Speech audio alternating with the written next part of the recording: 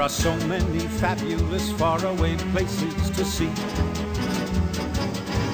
such as Mexico, Sweden, Hawaii, Japan, and Capri. Welcome back. I'm Michael Ray. You're listening to Thought-Provoking Talk on Dresser After Dark. Places, mountains and jungles and desert oases, pleasant as home is, it isn't what Rome is, so why stay there when there are so many fabulous faraway. Patricia Divecchio with us. She's the author of Evolutionary Work, Unleashing Your Potential in Extraordinary Times. She's president and chief visionary office, International Purpose, LCC, works with individuals, small businesses, and organizations to help them evolve into a higher level of work purpose and potential. And through the format of purposeful one-on-one coaching sessions and groups called Purposeful Business Circles and Telecircles, her consulting firm assists individuals to identify and leverage their work purpose to make a greater difference and gain a larger return. Her firm utilizes a very unique 7-step model, 7R evolutionary tools. And let us say, Patricia, hi, welcome to the show. Hi, Michael. Thanks so much. Oh, and thank you so much for being here. I guess the operative word here is purpose. Patricia, I wonder how many businesses or organizations that you walk into, and if you had everybody write down what their purpose was, you'd probably find a myriad of different answers. Right. And that's a very good question, because many people actually don't even know what their purpose is. They're not clear at all on what they're here to do. No, and I think that's really the key. If you don't know why you're here, believe me, you're not going to get it done. So I think the word international purpose, it's really all the same thing, and it's something that runs through every business model you can possibly imagine. When you first started this, when you got involved in the business in the first place, what was it you realized that businesses were missing? Well, I think many businesses actually miss a sense of understanding of their people, of their employees. They don't have an understanding of just sort of the basics of human nature, and they often don't talk to their employees in terms of their talents, their gifts, their skills. They tend to put people into slots, into a job description. Now, talents, gifts, and skills really change based on culture, don't they? They do. Yeah. They do change based on culture. You got a completely different workforce out there. And I can imagine when you're talking about evolutionary work, it's a growing, if you're going to do it like you did it, you're going to have big problems. Right. There's that, there's a wonderful Buckminster Fuller quote that goes, in order to change things, we really have to change reality. Yeah, and reality is whatever is in front of you that you believe it to be so, and you could be failing miserably, but whatever it is, that happens to be your reality at the time. Right. Now, when you walk into a business or you go into a group or you do the one-on-one coaching, what do you start to core down to? How do you get down so those people could really realize what their purpose is? And I would venture there's a lot of them that have no idea. Well, my job is to always ask questions. Yeah. And to ask questions that will really get to a deep level of meaning. Because my work is always about getting to the core of a problem to solve it so it doesn't keep repeating itself, because it will. It'll just show up different, at a different time, in a different way, but it'll show up again. So how do we limit those problems once and for all and get at the core reason that there's the problem in the first place, or that there's a core reason why one isn't quite getting to that purpose within themselves. Now, by the way, when you deal with the purpose within yourself, there's so many people who go into business and have no idea effectively why they're there. And you were talking about asking questions. A lesson that I learned many, many, many years ago was basically this. If you ask the wrong questions, you're going to get the right answers to the wrong questions. You never get anywhere. Right. But if you ask the right questions, you're going in the direction you should be. Yep. And I believe there's this thing called the next right question, Michael, because often what we do is we ask ourselves the next logical, practical question. Yeah. And then we're going to get the next logical, practical result. But that doesn't mean it's the next innovative result, the next expansive result, the result that really leads to new work opportunities. And you have to tie that back into what you do when you work with your evolutionary work. You got to change with the times. And if you're not there, and if you're not growing and expanding, and thinking at that larger dimension or the different dimension, that's where people fail. Right, because they're coming from the past instead of the future of choice. They're just reinventing things and making them a little bit different, which isn't going to change things very much. It might look new and shiny for the moment. Sure.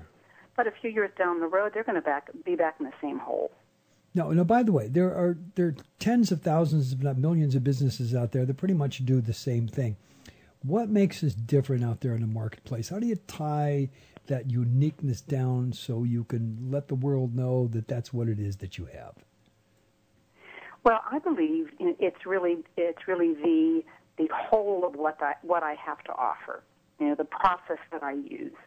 And when I'm in organizations, I'm mainly doing group work called Purposeful Business Circles, where teams of individuals come together to really challenge themselves and challenge their beliefs, challenge their attitudes, their perceptions, and their behaviors, all in one, challenge that whole person to be different in the world, to be different, to think different, and to act different. Let me just jump in just for a second. Mm-hmm. Are there people afraid of that? And I think it's a fair question. I'm sure you run into it. Sure you do. I had one person tell me that he was afraid if he looked too deep, he wouldn't find anything. And that really scared him. And I could understand why. A lot of people are afraid. They're afraid to look inside. They're afraid of what they're going to find. Somebody once said, I hope I've got this right, if I can remember what it was, we would rather be unhappy than unsure. That's very good, yes. It's like we'd rather deal with the devil we know than with the devil we don't. Absolutely, and what I'm starting to feel about what you're doing is if you core it down and you get somebody with their purpose and then they know what they're about, all of a sudden they do know what it's about. The unknown now becomes a known, and then you expand on it. And along with that, Michael, comes freedom. Yeah. Comes freedom of self. It's that liberation from the self. It's that liberation from the old thoughts, from the negative thinking, from the limited perception, into a much broader sense of self. Yeah, and we are living in such a different world today where most of the world, the economy is... The economy is not in a tank. I don't care what anybody says. There's, when they talk about 8 or 10% of the people not working, they still don't talk about the 80 to 90% that are. And there's still a lot of money out there. And I think realistically, it's being able to get through the fear, get through all the marketing and media messages that we get, that that we're in the tank and nobody sees anything better. That's not right, because the one thing that we've had in this country, we always had, was our ability to stand up after you've been knocked down and move forward. Right. Yeah. And I think what we're up against now, Michael, is we're up against creating what I call as new work. And that work is really based on one's, I call it, unique composite of skills and talents, and how that's packaged in order to match against the marketplace to create new work. So it's a real inside-out process. Yeah. No, no question about it. But to understand the marketplace is very confusing and very scary with a lot of people today because there's so many people who have outsourced. Now it's not just the mom and pop. You and I are doing business against each other to 100 different people. You've got a global world out there. You pick up a phone, you want to get some information, and it's somewhere in India, it's somewhere in Mexico, it's somewhere in China, it's somewhere, and it's not just that thing that we could grasp and get our hands on anymore. And I think that in and of itself can be very scary to a lot of people. Right. At the same time, it can be very exciting. Yeah. Because the flip side of scary is exciting. No, absolutely. It's just taking the shift. Right. Now, okay, I pick up the book, I read it page by page, cover to cover. What's my takeaway? What do I, Michael Ray, get, Patricia, that I didn't have before I read the book? You'll walk away, Michael, with a greater sense of self, with a sense of self that you really have never had before. You walk away feeling more confident, feeling more self-assured, knowing your place in the world, Michael, which I think is so important to sort of know your place in the world and be able to walk that talk. Now, by the way, that is so true just with those words that you just said. It's the ability to let the unknown become a known. And if you know what your purpose is, and you know that you have the ability to do it, and that your own uniqueness, that foundation that causes you to make your business decisions, there's somewhere deep down in that foundation is your uniqueness that we normally don't look for, the forest through the trees.